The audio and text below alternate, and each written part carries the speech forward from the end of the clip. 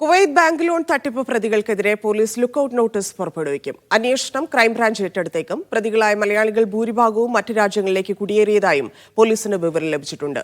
കുവൈറ്റിലെ അൽ അഹ്ലി ബാങ്കിൽ നിന്ന് 60 ലക്ഷം മുതൽ 1.5 കോടി രൂപ വരെ ലോൺ എടുത്ത ശേഷം മുങ്ങിയതായാണ് കേസ്.